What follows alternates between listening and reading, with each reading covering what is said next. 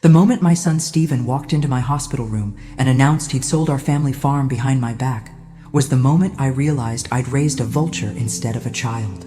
"You're dying anyway, Mom," he said, pulling out his phone to show me some real estate document like he was sharing vacation photos. "So I figured I'd get the money now instead of waiting for probate." That's when I smiled and delivered the words that would haunt him for weeks. "Too bad you didn't wait, sweetheart. You would have inherited the farm and everything I had buried in the backyard. If you're watching this, subscribe and let me know where you're watching from." Let me take you back to how we got here. Because Stephen's betrayal didn't happen overnight. It was years in the making, and I was too blind to see it coming. 3 weeks ago, I collapsed in my kitchen while making Sunday dinner. The pain in my abdomen was so fierce I thought I was being split in half. Stephen found me there an hour later, curled up on the linoleum floor like a wounded animal. Instead of panic or concern, his first words were about the mess I'd made when the soup pot fell. At Kansas City General, Dr. Morrison delivered what we thought was a death sentence: pancreatic cancer, stage 4, maybe 6 months if I was lucky. Stephen's reaction was telling. Not tears or questions about treatment options, but an immediate inquiry about my will and whether all the paperwork was in order. The family farm had been in the Thompson name for 4 generations. My great-grandfather had claimed those 150 acres in 1889, and every Thompson since had worked that land with their own hands. When Stephen was little, he'd follow me around the property like a devoted puppy, collecting eggs, feeding chickens, learning the rhythms of farm life. I thought he loved it as much as I did. But somewhere between his 18th birthday and his expensive college degree, Stephen decided farming was beneath him. He'd return for holidays with his perfectly manicured wife Jessica, their twin boys in their designer clothes, all of them treating my home like some quaint museum they were obligated to visit. "When are you going to sell this place and move somewhere civilized?" Jessica would ask, wrinkling her nose at the smell of fresh hay.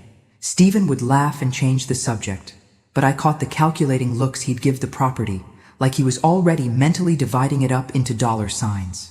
Now, lying in this sterile hospital bed with machines beeping around me, I understood that he'd been planning this moment for years. The concerned son act, the offers to help manage my affairs, it had all been preparation for this theft. But Stephen had made one critical error. He assumed I was helpless, confused, ready to fade away quietly. He had no idea that behind my grandmotherly facade lived a woman who'd survived the Depression, raised a family alone after my husband died, and successfully managed a working farm for 40 years. The fool also had no idea what I'd actually buried in that backyard. The day I buried my secrets, Stephen was 12 years old and convinced he was going to be a famous baseball player.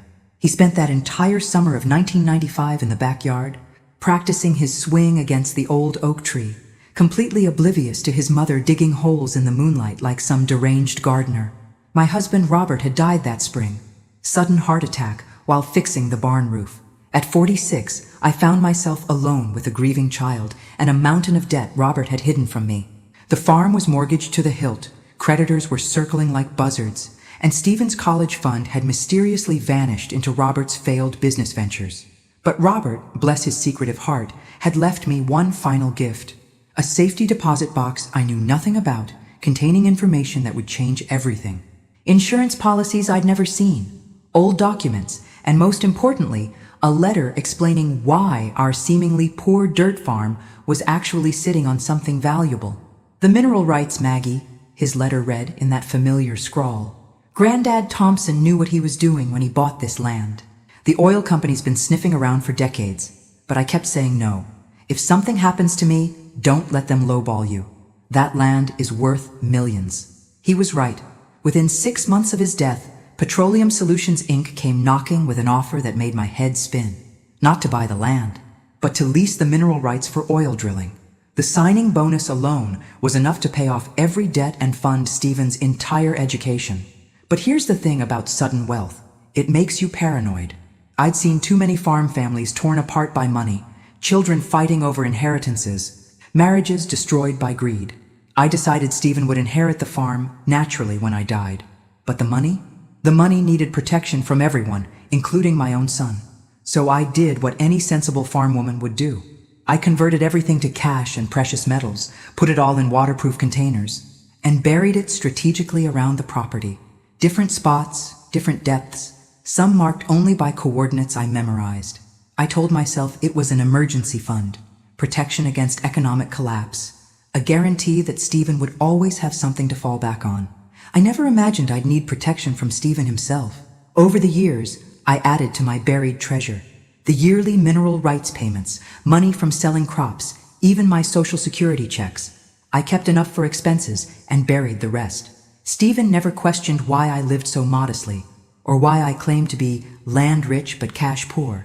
He was too busy with his important city life to care about his mother's finances. By 2020, when the oil company negotiated a new lease agreement, my backyard contained more wealth than most people see in a lifetime. Stephen still brought his family for obligatory visits, still made jokes about Mom's old-fashioned ways, never knowing he was playing frisbee over a fortune. The irony wasn't lost on me. Stephen had sold the farm to get his hands on what he thought was my entire estate, maybe $50,000 in savings, and an old house. If he'd shown even a shred of patience or human decency, he would have inherited millions. Instead, his greed had cost him everything. Lying in my hospital bed, watching his face cycle through confusion, fear, and desperate calculation, I felt something I hadn't experienced in years. Perfect, crystalline satisfaction. Stephen thought he was so clever, manipulating a dying old woman. Too bad he had no idea this dying old woman had been playing chess while he was still learning checkers. Dr. Morrison's face was flushed with embarrassment when he walked into my room the next morning. "Mrs. Thompson, I need to apologize," he began, and I knew immediately that my world was about to flip upside down again.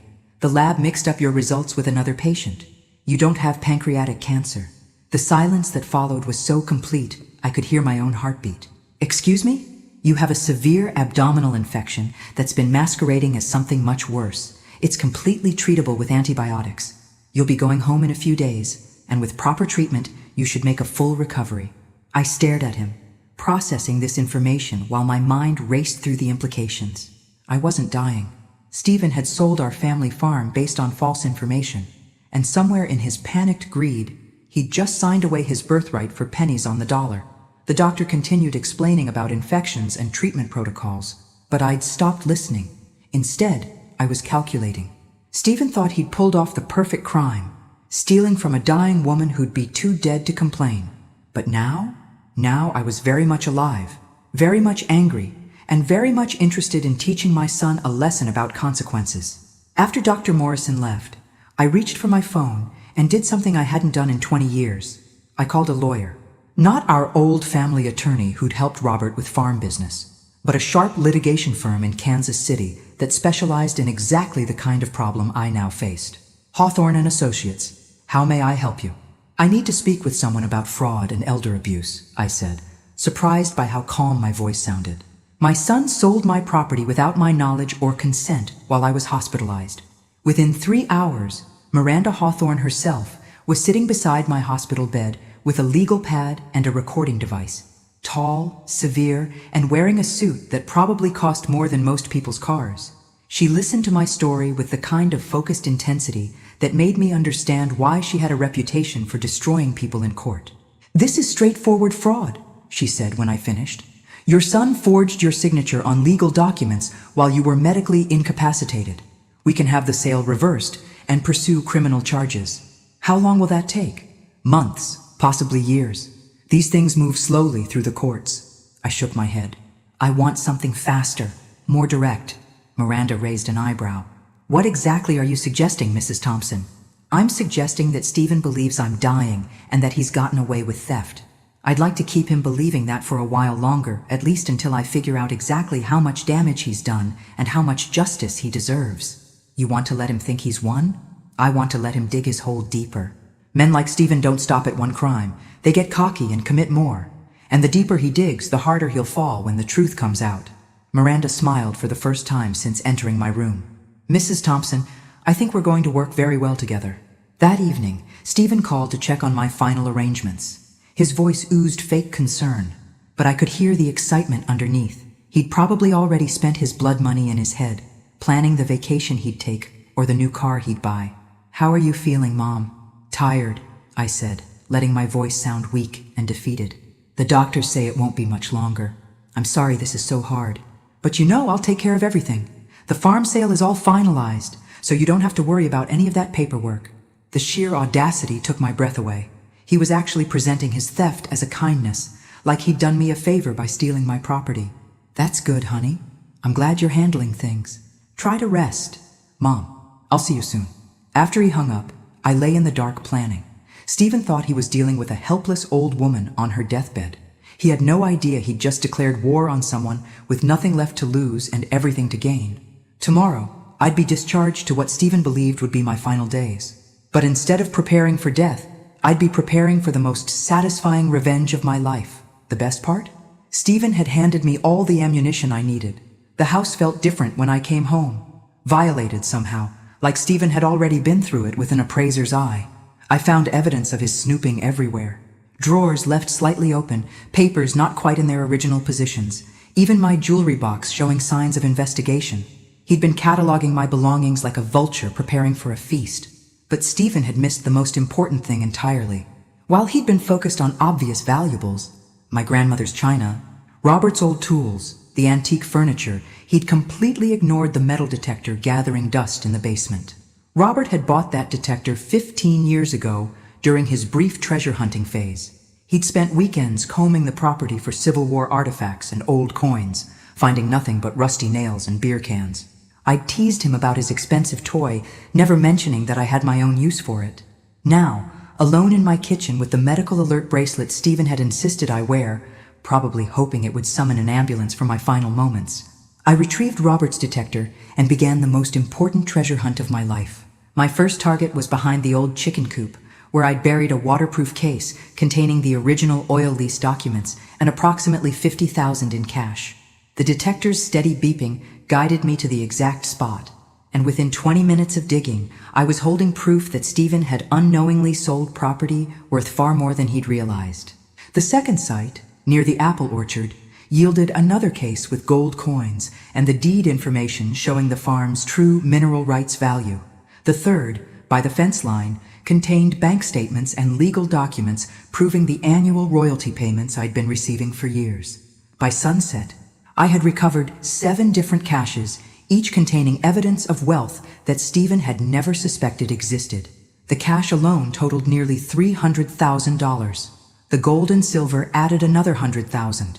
But the real treasure was the documentation proving that our worthless farm generated over $200,000 annually in mineral rights payments. Stephen thought he'd sold a rundown farm for $500,000, probably congratulating himself on getting such a good price for Mom's old place. He had no idea he'd just given away property, generating that much income every 2 years, with millions more in untapped oil reserves. But here's what made it truly delicious. The sale contract required the new owners to honor all existing mineral rights agreements. Stephen had signed away the property, but not the ongoing royalty payments, which legally belonged to whoever held the mineral rights documentation. And I held all of it. My phone rang as I was reburying the last case, keeping just the documents and some cash for immediate needs. Stephen's number flashed on the screen. "Hi, honey," I answered, making my voice sound appropriately weak. "Mom, I've been thinking about your comfort during this difficult time. Maybe we should look into hospice care. Make sure you have proper medical support." Translation: he wanted medical professionals to witness my decline and death, probably to avoid any questions about the convenient timing of the farm sale. That's thoughtful, Stephen, but I'm managing okay for now. Well, I also wanted to discuss some practical matters. Making sure all your affairs are in order. Have you thought about where you'd like the funeral service? What kind of arrangements you prefer? The man was actually planning my funeral while trying to sound caring. I had to admire his commitment to the performance. "Oh, I've got some ideas about that," I said. And for the first time in days, I wasn't lying. "Don't worry, Stephen. Everything will be exactly as it should be." After hanging up, I sat on my porch watching the sunset paint the sky in shades of gold and crimson. Somewhere in Kansas City, Stephen was probably celebrating his successful theft, maybe even calling Jessica to share the good news about his windfall. He had no idea that his dying mother was very much alive, very much angry, and now holding enough legal ammunition to destroy his life completely. The farm was gone, yes, but the real treasure had been right under his feet the whole time, and he'd been too greedy and impatient to realize it. Sometimes the best revenge is simply letting someone reveal exactly who they are. Tomorrow, I'd begin phase 2 of my education program for my ungrateful son. Stephen arrived for his final visit with flowers and a funeral director's business card hidden in his jacket pocket. I saw him slip it back when he thought I wasn't looking, the same way he'd been hiding his true nature for years. But today, I was ready to start pulling back the curtain on his performance. "You look tired, Mom," he said, settling into Robert's old chair with the confidence of someone who already considered himself the man of the house. "Are you sure you don't want me to arrange for some help? Maybe someone to stay with you?" "I'm fine for now, honey, though I have been thinking about what you said, about getting my affairs in order." His eyes lit up like Christmas morning. "That's good, Mom. That's really good. Do you want me to call our attorney? Help you review your will?" "Actually, I've been remembering some things your father told me before he died. About the property, about things he never got a chance to explain properly." Stephen leaned forward, trying to look concerned while practically salivating over potential new information about hidden assets. "What kind of things?" I let silence stretch between us, watching him fidget. Finally, I spoke. "Stephen, when you sold the farm, did you happen to mention to the buyers that there might be other valuable items on the property?" "Other valuable items?" His voice cracked slightly. "Well, your father was always talking about contingency plans, emergency funds, things buried for safekeeping." I paused, studying his face. "I assume you told them about the possibilities when you negotiated the sale price?" The color drained from Stephen's face as the implications hit him. If there was buried treasure on the property, and he hadn't disclosed it, the new owners would legally own whatever they found. He'd essentially given away unknown wealth along with the land. "Buried?" he whispered. "What exactly did Dad bury?" "Oh, you know your father, always worried about banks failing or the government taking everything. He converted quite a bit to cash and gold over the years. Said it was insurance for the family." I watched Stephen's hands begin to shake. "I can't remember exactly where he put everything. My memory isn't what it used to be."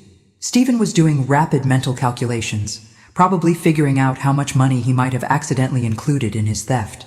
His greed was warring with his panic, creating the most delicious internal conflict. "How much cash are we talking about, Mom?" "Oh, I couldn't say exactly. He handled all that. But he did mention once that it was enough to take care of us for the rest of our lives." I coughed delicately.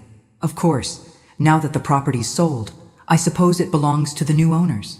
"Wait!" Stephen stood up abruptly, pacing to the window. "Wait, we need to think about this. Maybe the sale isn't completely final yet. Maybe there's still time to renegotiate or add clauses about personal property." There it was, the exact reaction I'd been hoping for. Stephen was now frantically trying to figure out how to steal even more than he'd already stolen, which would require him to admit what he'd done. "I thought you said everything was finalized," I said innocently. "Well, yes, but there might be ways to modify the agreement, especially if there are material facts that weren't disclosed." He was thinking out loud now, too panicked to maintain his careful facade. "Mom, I need you to think carefully. Where might Dad have buried things? What did he tell you exactly?" "Stephen," I said, letting my voice carry just a hint of steel, "are you asking me to help you steal from the new property owners?" He froze, caught between his fake concern for his dying mother and his real concern for money he'd never legally owned. "No, of course not. I just meant, if there are family assets on the property, we should make sure they're properly accounted for." "Family assets that you included when you sold my property without my permission?" The words hung in the air like smoke from a gun. Stephen's carefully constructed story was beginning to crumble, and we both knew it. "Mom, I can explain." "Oh, I think you've explained quite enough for one day," I said, reaching for my phone. "I'm feeling very tired suddenly. Perhaps you should go home and think about exactly what you've done." Stephen left, looking like a man who just realized he might have thrown away a winning lottery ticket. But the best part was yet to come. Tomorrow, I'd let him discover just how winning that ticket really was. The next morning brought exactly what I'd expected. Stephen's rental car in my driveway at sunrise, followed by the sight of my grown son digging holes in what used to be our backyard like a deranged treasure hunter. I watched from my kitchen window as he sweated through his expensive clothes, systematically destroying the landscaping I'd maintained for decades. He'd brought proper equipment this time: a shovel, a metal detector that looked suspiciously new, and what appeared to be a GPS device. Clearly, he'd spent the night planning his archaeological expedition into grand larceny.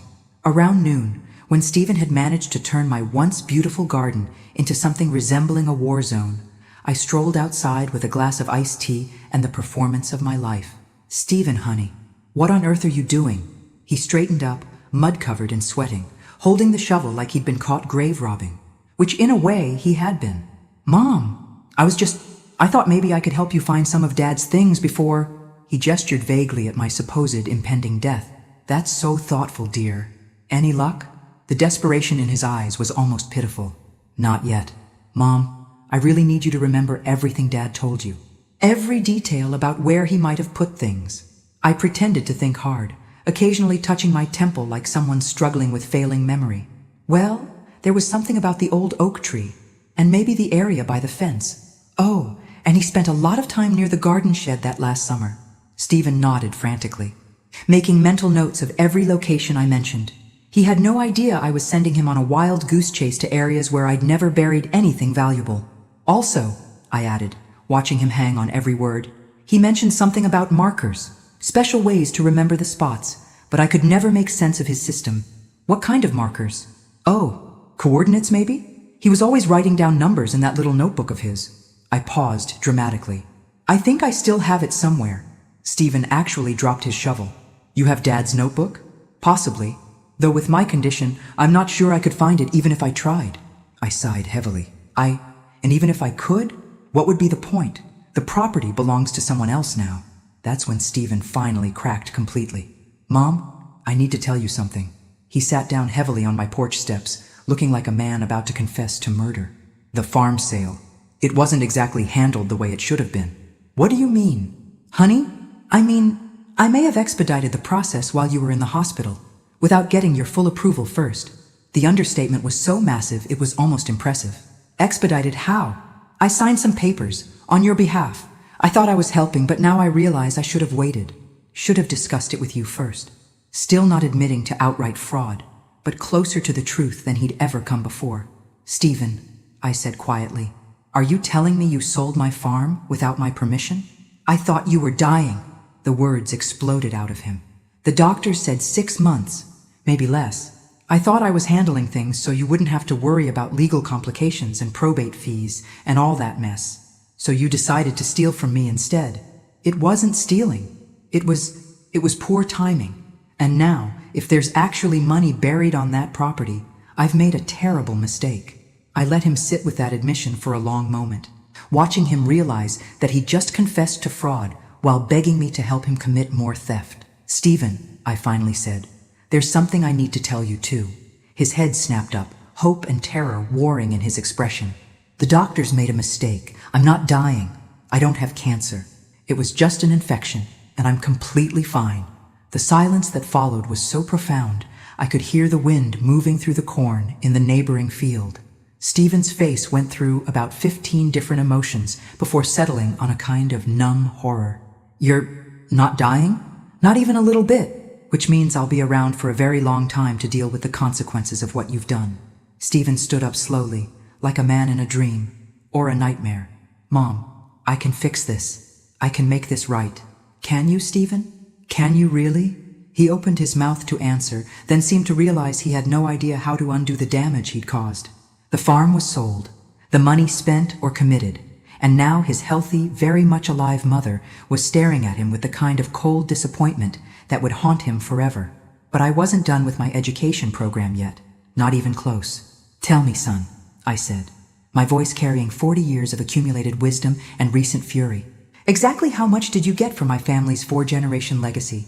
And that's when Stephen learned that some questions don't have good answers. "500,000, Stephen whispered, and I watched 30 years of his carefully constructed self-image crumble in real time. "The buyers paid 500,000 for everything." I nodded slowly, doing the math in my head while maintaining my expression of disappointed calm. 500,000 for a property that generated 200,000 annually in mineral rights alone. Stephen had essentially sold a money printing machine for less than 3 years of its output. "And how much of that money do you still have, Stephen?" His silence told me everything I needed to know. The money was gone, spent on debts, invested in something risky, or simply absorbed into his lifestyle so quickly he couldn't extract it even if he wanted to. Most of it went to paying off the house. he finally admitted. Jessica's been wanting to renovate the kitchen, and the boys need college funds, and I had some business investments that needed capital. Of course, Stephen had stolen my inheritance to fund his family's luxury lifestyle, probably justifying it as early inheritance while I was supposedly dying anyway. The calculation was as cold as it was stupid. "Stephen," I said, walking closer to where he stood covered in mud and shame, "do you have any idea what you've actually done? I made a mistake. You committed fraud. You forged legal documents while I was medically incapacitated. You stole property that wasn't yours to take." My voice remained level, but each word hit him like a physical blow. "But more than that, you threw away generational wealth because you were too greedy to wait for nature to take its course." Stephen's face was pale now, understanding dawning as he realized the magnitude of his error. "What do you mean, generational wealth?" I reached into my pocket and pulled out a single document, one of the mineral rights statements I'd recovered from my buried cash. Stephen's eyes widened as he read the numbers. "This is just 1/4 royalty payment," I said calmly. "There are 4 of these every year, and the oil company's geological survey suggests the reserves could last another 30 years or more." Stephen's knees actually buckled. He sat down hard on my porch steps, the document shaking in his hands. $6 million, he breathed. "The mineral rights are worth $6 million minimum." "We're worth $6 million, I corrected. "Now they belong to whoever bought the property from you, along with the surface rights, the water rights, and everything else you signed away in your hurry to cash in on your supposedly dying mother." The sound Stephen made was somewhere between a sob and a scream. He'd just realized he'd traded a lifetime of wealth for a one-time payment that was already spent. It was like selling a golden goose for the price of a single egg. "But Mom," he said desperately, "the contract might have loopholes. Maybe we can challenge the sale. Maybe you should have thought about consequences before you committed fraud." Stephen looked up at me with eyes full of panic and desperate hope. "You could help me fix this. You could say you weren't competent when you signed, that the medication made you confused. But I didn't sign anything, Stephen. You forged my signature, remember?" The trap closed with an almost audible click. Stephen had just suggested that I lie to help him cover up his crimes, while simultaneously admitting those crimes existed. Every word out of his mouth was digging his hole deeper. "We're family," he whispered, playing his last card. "Families help each other." I looked down at my son, this man I'd raised, fed, clothed, educated, and loved unconditionally for 42 years, and felt something cold and final settle in my chest. "You're right, Stephen. Families do help each other. They don't steal from each other while pretending to provide care. They don't forge documents or lie to lawyers or sell their mother's heritage for spending money." Stephen was crying now, real tears of loss and terror. Not for me, not for the relationship he'd destroyed, but for the money he'd thrown away. "What happens now?" he asked. I smiled, and it wasn't a nice smile. Now you learn what consequences feel like." Miranda Hawthorne's law office felt like a temple to justice, all dark wood and legal precedents that had destroyed better men than Stephen. I sat across from her mahogany desk while she reviewed the evidence I'd brought. The forged documents, the hospital records proving my incapacitation during the sale, and most damaging of all, the recordings I'd made of Stephen's confessions. "This is ironclad," Miranda said, setting down the last document. "Criminal fraud, elder abuse, forgery. We could have him arrested today if you wanted." "I don't want him arrested," I said, surprising her. "I want something more educational." Miranda raised an eyebrow. "Educational? Stephen thinks he's clever. He thinks he outsmarted his dying mother and got away with the perfect crime. I want him to understand exactly how wrong he is before we lower the boom." "What did you have in mind?" I outlined my plan while Miranda took notes, occasionally smiling at the more creative elements. When I finished, she sat back in her chair with obvious admiration. "Mrs. Thompson, you have a delightfully twisted sense of justice. 42 years of raising Stephen taught me that some lessons require creativity." The next phase began immediately, and Miranda's investigators started documenting every aspect of Stephen's fraud, while I played the role of confused, dying mother, who suspected something was wrong, but couldn't quite figure out what. The beauty of the plan was that Stephen's own greed would provide most of the evidence we needed. His attempts to fix his mistake, the frantic phone calls to real estate lawyers, The desperate research into contract nullification, the increasingly bizarre schemes to reclaim mineral rights he'd already signed away, all of it created a digital trail of his consciousness of guilt. Meanwhile, I was supposedly growing weaker and more confused, occasionally letting slip details about other valuable items Stephen might have missed. I mentioned safe deposit boxes that probably didn't exist, insurance policies that might have lapsed, and investment accounts I couldn't quite remember. Each hint sent Stephen into frenzied research mode, desperately trying to find assets he could legitimately claim before his mother died and everything went to probate. He had no idea that every phone call he made to banks and insurance companies was being documented by Miranda's team. The psychological pressure was exquisite to watch. Stephen lost weight, developed a nervous tic, and started snapping at Jessica and the boys. His perfect suburban life was cracking under the strain of knowing he'd destroyed his family's future through his own impatience and greed. 2 weeks into our campaign, Stephen made his first major mistake. Desperate to find more assets, he broke into my house while I was supposedly at a doctor's appointment, searching for the mythical notebook I'd mentioned. What he found instead was a hidden camera system Miranda had installed, recording his every move as he ransacked my bedroom looking for financial documents that would tell him exactly how much wealth he'd thrown away. The video was devastating. Stephen rifling through my personal belongings, reading my medical records, even going through my prescription bottles looking for evidence of mental incapacitation he could use to justify his actions. "He's building his defense," Miranda explained when she showed me the footage.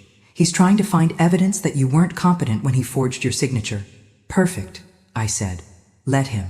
Because what Stephen didn't know was that Dr. Morrison had already provided a sworn statement about my mental clarity during my hospitalization. The medical records clearly showed I was fully competent when Stephen committed his fraud, making his current search for contrary evidence another form of obstruction of justice. Stephen was building a case against himself, one crime at a time. The final piece fell into place when Stephen, in his desperation, approached the people who'd bought the farm. He offered to buy back just the mineral rights, claiming there had been a family misunderstanding about what was included in the sale. The buyers, naturally, told him where he could stick his offer. But more importantly, they recorded the conversation and contacted their own lawyer, concerned that they might be caught up in some kind of fraud scheme. That's when the beautiful irony of Stephen's situation became complete. In trying to undo his theft, he'd actually confirmed it to multiple witnesses while creating evidence of his guilty knowledge. Stephen had outsmarted himself so thoroughly that even I was impressed.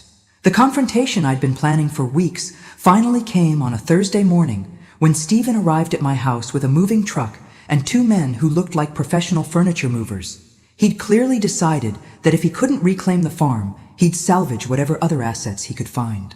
"Mom," he said, trying to project authority while his voice shook with barely controlled panic, "I've arranged for some help moving you to a nice assisted living facility. Somewhere you'll be more comfortable during your final weeks." I looked past him at the moving truck, understanding immediately what was happening. Stephen was going to empty my house of anything valuable, claim it was necessary for my care, and probably sell most of it to recoup some of his losses. "That's thoughtful, honey, but I'm quite comfortable here. The doctors think supervised care would be better for you," he lied smoothly. "And honestly, this old house is too much for you to maintain."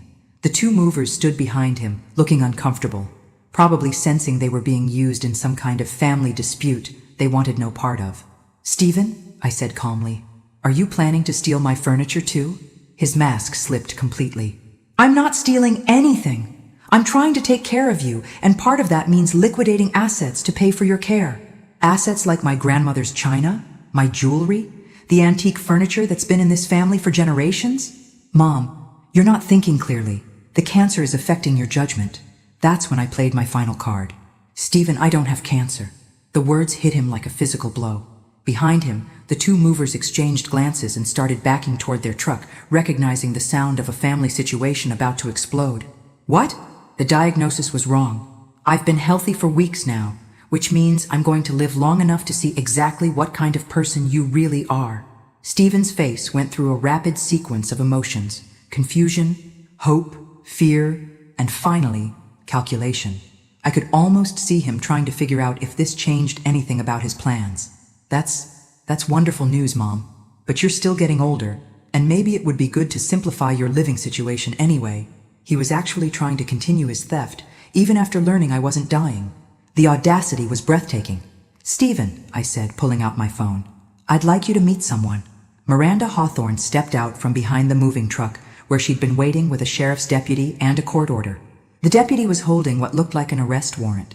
"Stephen Thompson?" the deputy asked. "Yes?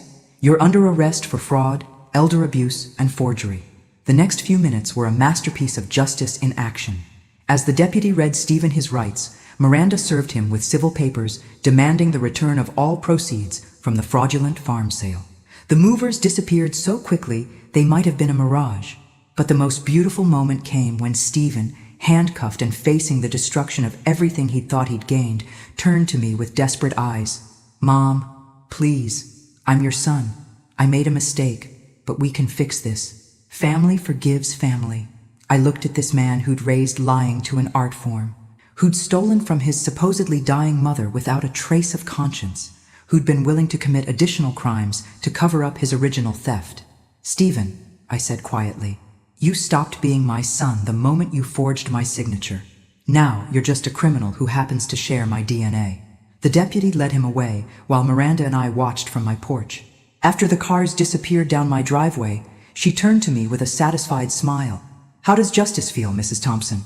I considered the question while looking out over the land that was no longer mine, thinking about the family legacy that had been traded for Stephen's mortgage payments and kitchen renovation. "It feels like the first day of the rest of my life," I said. And for the first time in months, that felt like enough. 6 months later, I stood in the courtroom watching Stephen learn the true cost of his betrayal. The judge had just sentenced him to 2 years in federal prison for elder fraud, plus restitution of the full amount he'd stolen, money he no longer had and couldn't possibly repay. Jessica had filed for divorce 3 months ago, taking the boys and half of everything Stephen owned, which wasn't much after the lawyer's fees and legal settlements. The house they'd renovated with my stolen money was in foreclosure. Stephen's business partnership had dissolved when news of his criminal conviction made headlines. In trying to secure his family's financial future, Stephen had destroyed it completely. But the sweetest justice came from an unexpected source. The oil company that leased our mineral rights had been monitoring the ownership transfer. And when they learned about the fraud, they'd invoked a clause in their contract that voided any agreements made through illegal means. The mineral rights reverted to the last legitimate owner, me. I'd gotten my treasure back without spending a penny on lawyers or private investigators. Stephen's greed had been so obvious, so thoroughly documented, that the legal system had essentially prosecuted itself. Standing there watching my son shuffle out of the courtroom in handcuffs, I felt something I hadn't expected. Pity. Not for his situation. He'd earned every consequence, but for the man he'd chosen to become. The Stephen I'd raised would have been horrified by these crimes. That boy had helped me with farm chores, brought me flowers on Mother's Day, called me every week during college just to check in. Somewhere along the way, that child had been replaced by a stranger who saw family relationships as business transactions. After the sentencing, Miranda and I sat in her car outside the courthouse while she reviewed the final financial settlements. "The house will sell for enough to cover most of the restitution," she said. "Stephen's business assets will cover the rest. You should receive full compensation within 60 days. And the mineral rights? Completely restored. The oil company has already resumed payments to your account." She smiled. "Congratulations, Mrs. Thompson. You're officially a millionaire." I laughed. Surprising both of us. At 68 years old, I'm finally rich enough to do whatever I want. What will you do? I'd been thinking about that question for months. The farm was gone, sold to buyers who'd made it clear they weren't interested in selling back. My house felt empty without the family memories that had once filled it. Stephen's betrayal had changed everything about my life, but maybe that wasn't entirely a bad thing. "I think I'll travel," I said finally. "See the places Robert and I always talked about visiting someday. Maybe buy a little house by the ocean where Stephen will never think to look for me." "You're going to disappear?" "I'm going to live. For the first time in 40 years, I'm going to live exactly the life I want, with exactly the people I choose to include in it." Miranda nodded approvingly. "Stephen will probably try to contact you when he gets out of prison. Let him try. I'll be somewhere he can't find me, living under a name he doesn't know, with money he'll never see." We sat in comfortable silence for a moment, watching regular people go about their regular lives, unaware that justice had just been served in the building behind us. "Mrs. Thompson," Miranda said finally, I've been practicing law for 20 years, and I've never seen someone handle betrayal with such strategic brilliance. You should write a book? I smiled, thinking about all the buried secrets I'd never share, all the pain I'd transformed into power, all the lessons I'd learned about the difference between family and loyalty. Maybe I will, I said, though I think I'll change the names to protect the guilty. 2 years after Stephen's sentencing, I received a letter forwarded through 3 different addresses to reach my new home in coastal Maine. The handwriting was familiar, but somehow diminished, like its author had aged decades in the time he'd been away. "Dear Mom," it began, and I almost threw it away without reading further. But curiosity won out over wisdom, and I found myself drawn into Stephen's final attempt at manipulation. He'd learned about redemption and family forgiveness in prison, he wrote.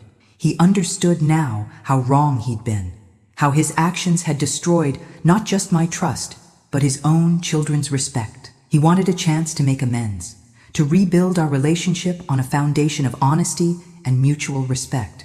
The letter was beautifully written, full of the kind of psychological insights that suggested either genuine growth or very good coaching from someone who understood manipulation. Given Stephen's history, I knew which was more likely. I set the letter aside and walked out onto my deck overlooking the Atlantic Ocean. My little house in Bar Harbor was everything I dreamed of. Cozy, private, and completely mine. The mineral rights payments had allowed me to buy it outright, along with a new car and enough invested money to live comfortably for the rest of my life. I'd made new friends here, people who knew me as Margaret Collins, a widow who'd moved to Maine for the ocean air and small-town community. They had no idea about Stephen or the farm or the millions of dollars in my carefully managed investment accounts. For the first time in my adult life, I was exactly who I chose to be, not who someone else needed me to be. The phone rang as I was watching fishing boats return to harbor with their daily catch. The caller ID showed Jessica's number, which surprised me. Stephen's ex-wife and I hadn't spoken since the trial. "Margaret?" she said when I answered, using the name I'd changed to legally after moving. "I hope I'm not bothering you." "Hello, Jessica. How are the boys?" "They're good. Growing up fast. Actually, that's why I'm calling." She paused, and I could hear nervousness in her voice. "Tommy asks about you sometimes. About his grandmother. I know things ended badly with Stephen, but the boys are innocent," I finished for her. "Exactly. I wouldn't blame you if you said no, but if you ever wanted to see them, maybe write to them occasionally. I think it would mean a lot to them." I closed my eyes, thinking about my grandsons who'd become casualties of their father's greed. They'd lost not just their grandmother, but their understanding of family itself when Stephen's crimes came to light. "I'd like that," I said finally. "Very much." "There's something else," Jessica continued. "Stephen gets out next month. He's been asking me for your contact information, wanting to reach out to you. I haven't given him anything, but I thought you should know he's looking. Thank you for the warning." After hanging up, I sat on my deck thinking about second chances and the difference between forgiveness and foolishness. Stephen could spend the rest of his life trying to find me, trying to convince me that he'd changed, trying to access whatever wealth he thought I might still possess. But he'd never find Margaret Collins in her oceanside retirement. That woman was beyond his reach, protected by distance and legal barriers, and the hard-won wisdom that came from learning the difference between love and manipulation. I pulled out my phone and deleted Stephen's letter without reading it again. Then I opened my email and started typing a message to Jessica about visiting the boys during their upcoming spring break. Some relationships were worth salvaging. Others were better left buried, like the secrets I'd once hidden in an Illinois farmyard. As the sun set over the Maine coast, painting the sky in shades of gold and crimson, I felt the deep satisfaction that came from a life finally lived on my own terms. Stephen had tried to steal my legacy, but he'd actually given me something more valuable, the freedom to write a completely new story. And this time, I was the only author who mattered. The ocean continued its eternal conversation with the shore, and I sat in my own home on my own deck, living my own life, finally understanding what freedom really meant. Thanks for listening. Don't forget to subscribe and feel free to share your story in the comments. Your voice matters.